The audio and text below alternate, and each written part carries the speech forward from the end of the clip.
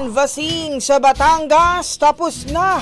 Governor Dodo Mandanas ipinroklama ng bagong vice-gobernador habang Vilma Santos naman balik bilang gobernador ng lalawigan.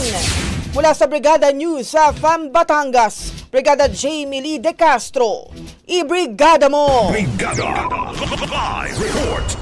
Formal lang nagsara ang Provincial Board of Canvassers matapos na makumpleto ang proklamasyon ng mga nanalong kandidato sa Batangas Province. Nagsimula ang proklamasyon sa mga nanalong kandidato ganap na alas 9 ng umaga at natapos kaninang halos mag-aalas 2 na ng hapon. Ang mga prominenteng naproklama ay sina re-election ni 2nd District Congresswoman Jinky Luistro, anak ni Senator Lauren Legarda, na si 1st District Congressman-elect Leandro Legarda Liviste, at anak ni Finance Secretary Ralph Recto na si 6th District Congressman-elect Ryan Christian Recto. Naiproklama na din si Batangas Governor Dodo Mandanas na panalo sa pagka-vice-gobernador, habang no-show naman sa kanyang proklamasyon si Governor-elect Vilma Santos Recto na ayon kay Secretary Ralph ay nagpapahinga at kasama ng apo nitong si Pinat. Samantala, nagpaalala naman ang COMELEC na kailangan ng iprepara ang pagsusumite ng SOSE o Statement of Contributions and Expenditures, panalo man o talo ang mga kandidato